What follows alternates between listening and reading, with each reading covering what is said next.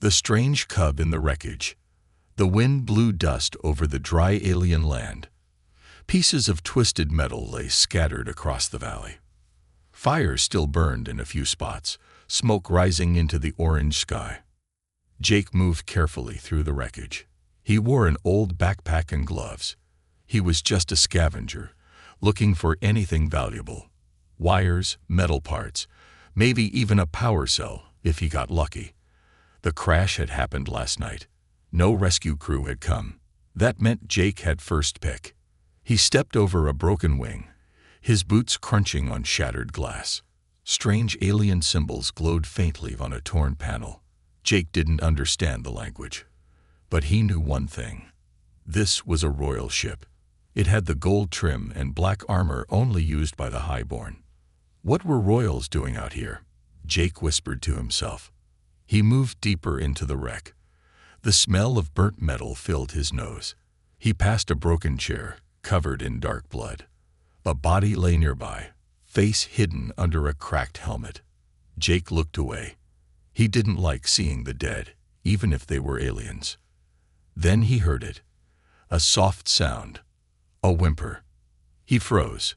It came again, high-pitched and low, like a cry and a growl mixed together. It didn't sound like a machine. It sounded alive. Jake followed the sound. He stepped through a bent hallway, walls flickering with sparks. The noise grew louder. Behind a fallen crate, something moved. Slowly, Jake crouched and peeked over. His heart skipped. It was a cub. Small, maybe the size of a large cat. But it wasn't any normal animal. It had thick black fur, glowing yellow eyes, and short, sharp fangs poking from its mouth. Its tail twitched as it watched Jake. The cub growled, but weakly. Its front leg was hurt. A piece of metal stuck out near the paw. Blood oozed slowly. Jake raised his hands and spoke softly. "Easy there. I'm not gonna hurt you." The cub didn't run. It just stared. Its eyes weren't just wild. They looked confused, scared. It shivered. "You poor thing," Jake said. He reached into his bag and pulled out a cloth. Carefully, he stepped closer. The cub didn't move. When Jake got near, it sniffed his hand. Then, to his surprise, it licked his fingers. "You're not a wild one, are you?" Jake smiled, amazed. He wrapped the cloth around its leg and gently pulled out the sharp metal. The cub whimpered but didn't bite. Instead, it leaned into Jake's chest, tired. Jake looked around. The crash was massive. Someone would come soon. Someone powerful. He didn't know what kind of creature this cub was, but it looked rare. Dangerous. Someone might want it dead, or worse, captured. "I can't leave you here," Jake whispered. He zipped open his coat and carefully placed the cub inside. It curled against his chest, letting out a soft sigh. Jake couldn't believe it. The most feared predator species in the galaxy was now sleeping in his jacket. As he turned to leave, his eyes caught something strange. On the cub's paw, just above the wound, a small mark glowed faintly. It looked like a symbol, sharp lines forming a star with 3 dots. Jake had seen that symbol before, on screens, on flags, on the Royal Guard's armor. It was the mark of the Empress. His heart thudded. This wasn't just any predator cub. This was a royal child, a predator in hiding. The forest was quiet that night. Only the soft chirps of night creatures echoed through the tall alien trees. Jake moved quickly but carefully, every step crunching leaves under his worn boots. The cub inside his jacket didn't move much. It had fallen asleep, its breathing slow and shallow. But Jake could feel its warmth, and somehow, its trust. He reached the edge of a steep hill, where his small shack was hidden under layers of dirt and vines. No one ever came out here. Not by accident, not by choice. Jake liked it that way. He pushed the hidden door open and stepped inside. His home was small. 1 room, 1 bed, a small table, tools hanging on the wall, and a radio that didn't work half the time. But it was safe. For now. He placed the cub on a folded blanket near the heater. It blinked slowly, tail flicking once, then rested again. Jake watched it for a moment. Strange how something so feared could look so peaceful. He sat down at the table, pulled out his old tablet, and started searching. He typed in everything he could remember about the glowing symbol on the cub's paw. What came up made him stop breathing. Royal family, predator species, Empress's bloodline, missing Heir, reward, unknown, warning, approach with caution. Species classified as dangerous but protected by law. You've got to be kidding me, Jake whispered. He turned to look at the cub again. It was licking its paw now, trying to clean the dried blood. It didn't act like royalty. It didn't act like a killer either. Jake ran his hand through his hair. He had two choices: turn the cub in and maybe get a reward, or keep it and risk being hunted by the most powerful empire in the galaxy. Before he could think further, the radio crackled to life. Search teams moving through Sector 7. Target may be wounded. Orders are clear. Recover the asset or eliminate the thief. Jake's heart raced. They were already searching, and they knew someone had taken the cub. He rushed to the window. Far in the distance, 3 small lights moved slowly across the sky. Ships, scanning drones, heading toward the forest. They would reach him by morning. Jake turned back to the cub. You really got me into something, didn't you?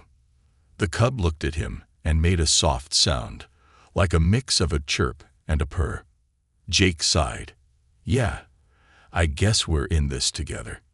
He needed to hide the cub better. He wrapped it in an old cloak and placed it inside a hollow space under the floorboards. It didn't like the dark, but it stayed quiet. Somehow, it understood. Jake stayed up all night. Every noise outside made him grip the old laser tool he kept near his bed. He didn't sleep, not even for a second. By dawn, he heard footsteps. Slow, heavy, armored. He peeked through a crack in the wall. 3 figures stood near the trees. Tall, alien, bounty hunters. Their armor was black and red, with sharp edges and glowing red eyes. One of them raised a device. It blinked blue, then red. Life signs inside, the alien said. They walked toward the shack. Jake stepped back, hands shaking. He couldn't run. He couldn't fight.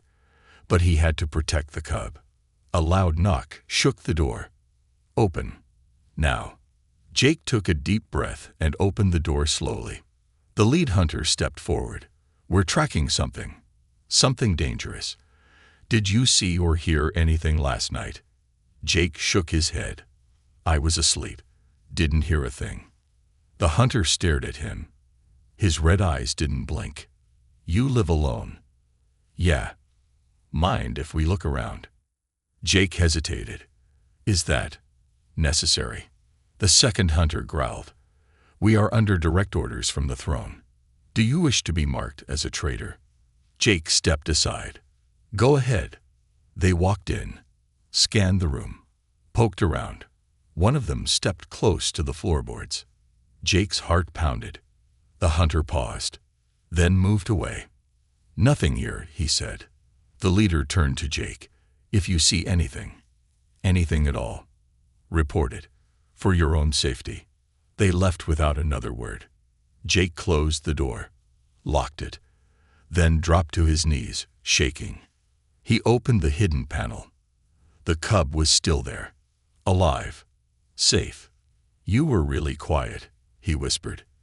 The cub nuzzled his hand. Jake stared at it, heart still pounding. Who are you really? Bounty hunters at his door. The rain started just after sunset. Cold drops hit the roof of Jake's shack like soft tapping fingers. The sky had turned gray, and thunder rolled in the distance. Jake sat in silence, staring at the cub curled beside the heater. Its leg had started to heal, but the glow on its paw, royal and unmistakable, still pulsed faintly under the fur. He didn't know what scared him more: the bounty hunters, or the cub's real identity. It was quiet inside, but Jake knew the storm wasn't just outside. It was coming for him. And it wore armor, carried weapons, and followed orders from a throne that didn't forgive. Suddenly, the cub lifted its head, ears twitching. A low growl rumbled from its throat. Jake stood. What is it? A red light blinked under the window. Movement. Someone was out there. He reached for his old pulse knife and stepped slowly toward the window. Through the rain-streaked glass, he saw them. 3 dark shapes, walking silently through the trees, weapons raised. They weren't the same ones from before. These were quieter, deadlier. No glow, no sound. Hunters meant for one thing only: elimination. His chest tightened. They weren't here to talk. They were here to kill. He turned to the cub. We have to move. Now. But before he could act, a loud, slow knock came at the door. Not fast. Not urgent. Just one knock. Then silence. Jake didn't move. Another knock. Then a voice. Calm, smooth, inhuman. We know you're inside. Open the door, human. This will go easier for you. Jake didn't reply. He picked up the cub, wrapped it in a blanket, and moved toward the hidden hatch under the bed. He placed the cub inside, but this time, he also handed it something, a small comm bead. If anything happens to me, run. Far. Don't look back. The cub whimpered but obeyed, crawling deep into the hidden space. Jake closed the hatch. The door exploded. A blast of red light tore it off the hinges and threw it across the room. Smoke and splinters flew. Jake ducked behind the table. The hunters stepped inside. They moved like shadows, silent, cold, ready. You are harboring royal property, the leader said. His voice was calm but sharp. You know the law. Surrender the asset now. Jake stood slowly, hands up. I don't know what you're talking about. The hunter didn't flinch. You're lying. The second hunter pulled out a device, a scanner. It beeped once, twice, then turned green. Life sign detected, beneath the floor. Jake's eyes went wide. He reached for the pulse knife. But the first hunter was faster. With one smooth move, he slammed Jake against the wall. Metal armor crushed Jake's ribs. Pain exploded in his side. You had your chance, the hunter said. The floor hatch burst open. The cub leaped out. But it wasn't small anymore. It moved like lightning. Claws out, eyes burning gold. It slammed into the second hunter's face, knocking him down. Then it spun, tail whipping the third in the throat. He dropped like a stone. Jake gasped. The cub stood in front of him, growling, protecting him. The lead hunter raised his weapon, aimed at the cub. Jake didn't think. He tackled the hunter, forcing the shot off course. The weapon fired, burning a hole in the roof. The cub jumped again, claws flashing. The hunter fell back, helmet cracked. You're making a mistake, he hissed. Jake kicked the weapon out of his hand. No, Jake said. You are. The cub growled once more, then stopped. It looked at Jake. For a second, something passed between them. Not just fear, not just instinct, a bond. Then the cub turned back to the hunter and spoke. Just one word. Mine. The hunter froze. His face turned pale. No, he whispered. It's not possible. He reached up to his comm. Call it off. Now. It's her. It's the Heir. The other hunters, still groaning on the floor, looked up in shock. We can't touch her, the leader said. We'll be executed. They backed away, trembling. The cub's eyes glowed brighter. She stepped forward, regal, calm, powerful. Go, she said again. And they ran. Jake dropped to his knees, breathing hard. What just happened? The cub turned to him and said softly, I remembered. He stared. The cub wasn't just a scared animal anymore. She was something more. A princess. A weapon. And maybe, Something even greater. The royal mark. The night didn't feel the same anymore. After the hunters fled, Jake sat in silence, the broken door wide open, the cold wind creeping into the shack. But it wasn't the cold that made him tremble. It was the cub, now standing in front of him, calm and alert. She looked different, not just in her eyes, but in the way she held herself. She wasn't just a creature anymore. She was something ancient, something powerful. "You talked," Jake whispered, still stunned. "You remembered." The cub nodded once, then walked slowly toward him. She sat beside him, close, like before. But Jake felt the difference. She wasn't just seeking warmth. She was choosing him. "What's your name?" Jake asked softly. The cub blinked, then whispered, "Sarah." Jake let the name roll in his mind. "Sarah, that's beautiful." She looked down at her paw. The glowing mark there pulsed softly, like a heartbeat. It had changed, brighter, stronger, as if it had been waiting to wake up. "That mark, it means something big, doesn't it?" Jake asked. Sarah said nothing, but Jake already knew. He stood slowly and walked to his shattered table, pulled the old tablet from the floor. The screen was cracked but still working. He typed in a new search, "Royal Hair Identification Protocol." The results loaded. Symbols, codes, images. And then he saw it. A perfect match. The mark on Sarah's paw was not just royal. It was the royal mark of the Empress's bloodline. Only one cub could carry it. "You're her daughter," Jake whispered. Sarah looked away. "I ran," she said. The words hit hard, not just because she was speaking, but because of what she meant. She hadn't gotten lost. She had escaped.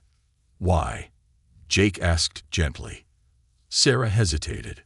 Then, slowly, she said, "She wanted me to be a weapon, not a child." A long silence followed. Outside, lightning flashed. In space, far above the planet, the royal ship drifted through the void. Massive, black, with gold lines shaped like claws. Inside its cold metal halls, guards stood like statues. None spoke.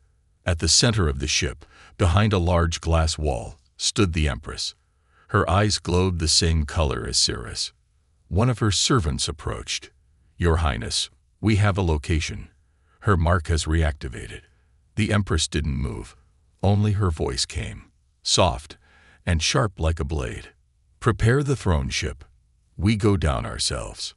"But the hunters failed," she said coldly. The servant bowed and left. Back on the surface, Jake knew he couldn't stay here. Sarah was no longer just a lost cub. She was a wanted heir. And the Empress would not stop until she was found. Jake packed what little he had. Tools, food, an old rifle, and the scanner he'd fixed last year. He turned to Sarah. "We need to go somewhere far," he said. "Somewhere they can't track you." Sarah nodded, but then she walked to the door and stopped. She raised her paw as if sensing something. "They're coming," she whispered. Jake followed her gaze. The sky was glowing again, not from stars, but from ships. Royal ones. Hundreds. "How did they find us so fast?" Jake muttered. Sarah's mark pulsed once more. And suddenly, Jake's scanner started blinking. A message flashed across the screen. "Genetic beacon active. Bloodline confirmed. Royal recovery protocol online." Jake stared at the screen. "You didn't just light a signal. You set off a galactic beacon." Sarah looked at him, her voice small now. "I didn't mean to." "I know," Jake said, trying to stay calm. "But we can't undo it. They'll burn this whole forest to get you back." Sarah pressed her head against his leg. "I don't want to go back." "Then we run," Jake said, "but not just to survive. We need to know why you were made a weapon." Sarah tilted her head. "How?" Jake pulled out an old map. "There's a man in the outer colonies. He used to work for the Empire. He knows secrets. If we find him, maybe we find answers. Sarah nodded. But then the scanner blinked again. Royal asset locked. Arrival in 4 hours. Jake's hands tightened. They had little time. As he prepared the hover bike outside, Sarah watched the stars. Her eyes didn't show fear. They showed something new. Purpose. The Empress's wrath. The sky was no longer dark. Fire-red ships hovered above the forest, shaped like blades, moving without sound. They didn't need to roar. Their silence screamed enough. Birds fled. Trees bent from the strange energy falling from the sky. On the ground, Jake and Sarah were already moving fast. The old hover bike groaned under their weight, but Jake pushed it harder. Wind slapped his face, dirt rose behind them, and ahead, only endless trees and shadows. Every now and then, he looked back. Sarah clung to him, eyes focused, silent. She wasn't scared. She was angry. "They're spreading out," Jake said, checking the tracker. "They're not hunting. They're cornering." Sarah said nothing, but Jake saw her claws tighten around the edge of the bike. They both knew this wasn't just a recovery mission. This was a declaration. High above, aboard the largest ship, the Empress watched a hologram of the planet below. Her golden armor shimmered in the dim light, and her eyes, cold and fierce, burned with unreadable emotion. A tall, cloaked figure stood behind her. His face was hidden, but his voice was calm. "You wish to retrieve her alive." The Empress didn't answer at first. "She carries my blood," she said finally. But she forgot her place. She ran from duty, from power, from me. "The human," the figure said. "He interferes." The Empress turned slowly. "Then erase him." The figure bowed and disappeared. Meanwhile, Jake veered off the path. A hidden tunnel lay ahead, a mining route long abandoned. He drove into the darkness, the engine echoing off metal walls. He stopped deep inside, behind broken support beams. He helped Sarah off the bike. Both were breathing hard. "We need to think," Jake said. "They'll sweep the forest in an hour." Sarah sat on a crate. The mark on her paw was glowing again. "They won't stop," she said, "even if I surrender." Jake looked at her. "Because you left, or because you saw something?" She lowered her head. "I wasn't supposed to see it." "What did you see?" A pause. Then she whispered, "Children, like me, trained in silence, weapons in their hands, collars around their necks. They weren't being raised. They were being built." Jake's face tightened. "A secret army." Sarah nodded. "And you were supposed to lead them," Jake said, voice dark.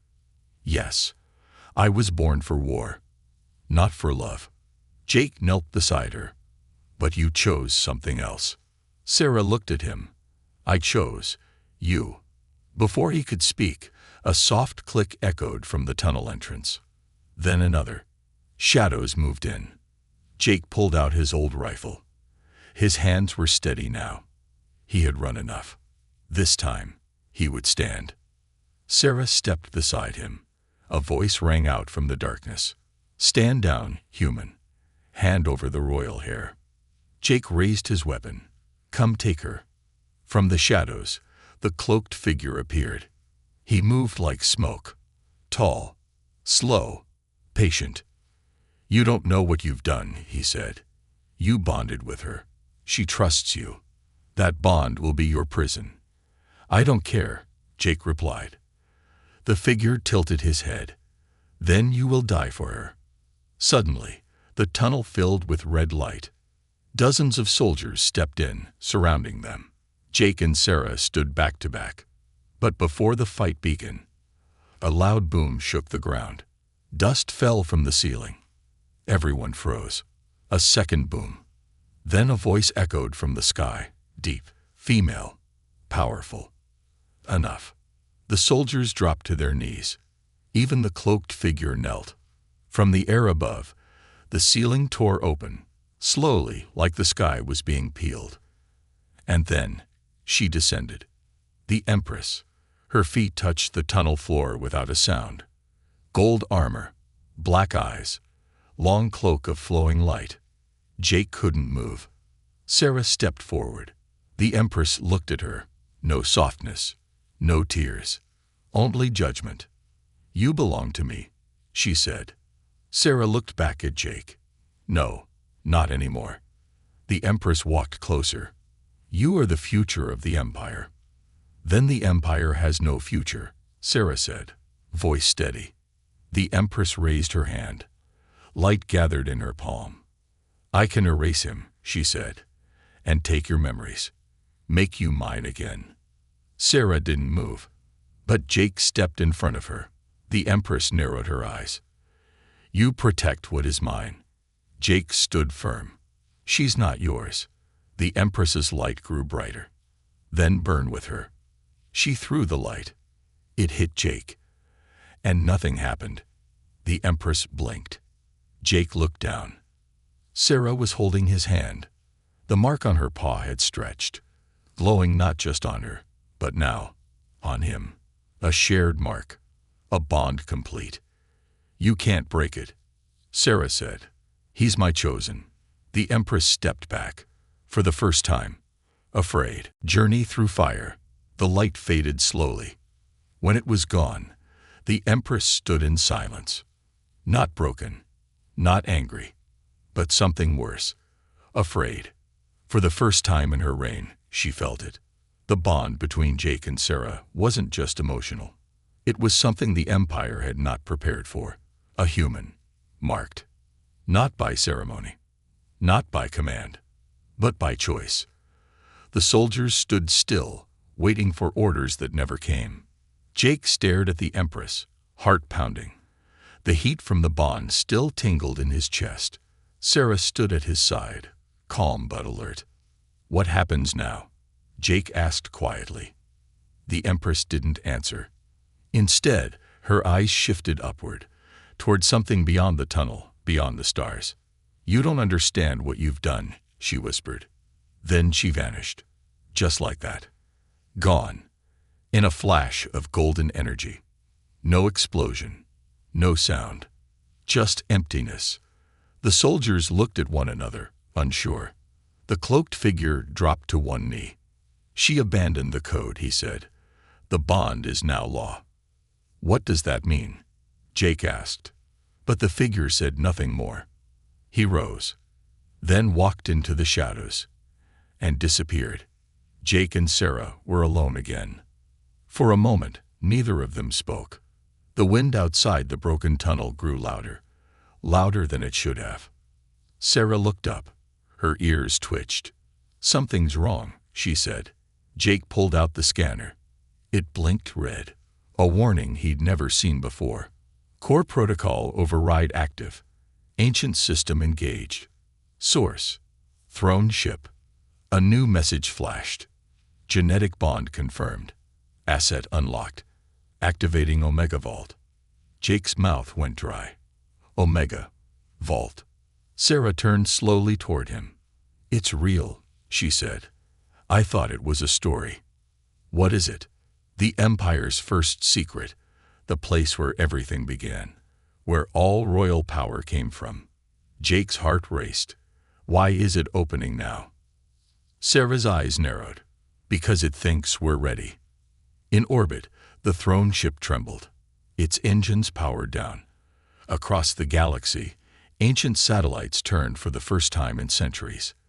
Lights blinked. Systems hummed. And something older than the Empire began to wake up. A vault. Hidden beneath black mountains, locked for thousands of years, guarded by code, blood, and silence.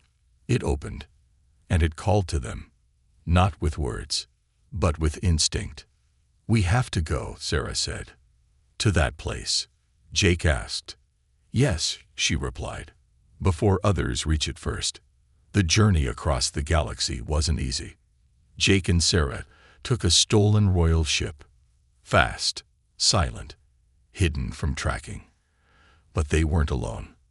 Other signals were moving too. The bounty hunters, the throne's enemies, rebel factions, scientists, even beings from beyond the known systems. They had all heard the same thing. The vault is open. The ship shook as it entered a forbidden sector, one marked dead zone on every map. Jake looked out the window. Space here was wrong. Clouds of dust drifted like ghosts. Stars flickered and vanished without warning. Sarah closed her eyes, her paw pressed against the control screen. "I know where it is," she whispered. "It's under the burning sky." The ship descended. Beneath them, a planet of black rock and fire came into view. Rivers of molten glass cut across the land like scars. Thunder rolled through red clouds. Nothing lived here. And yet, something waited. They landed on a jagged cliff. Jake stepped out first, heat slamming into his face. Sarah followed, unfazed.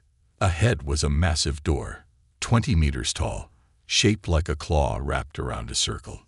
Symbols glowed faintly across its surface. Sarah walked up and placed her paw on the door. The mark on her skin glowed brighter. So did the symbols. The door opened, slowly, with a sound like the world breathing in for the first time. Inside, darkness, cold, ancient. They walked in together. The walls were covered in carvings, not in any language Jake had ever seen, but Sarah could read them. "This is where the first one was made," she said. "First what?" "The first Heir, the first to carry the blood." "Your ancestor." "No," Sarah whispered. "My creator." Jake stopped walking. "What?" Sarah turned to him. "The bloodline isn't born. It's chosen, built, bonded through force." Jake's eyes widened. "So you weren't just the Empress's daughter." "I was her replacement," Sarah said. Deep inside the vault, a light blinked. A platform rose from the ground. And on it, a second cub, just like Sarah, eyes closed, breathing, alive. Sarah stepped forward.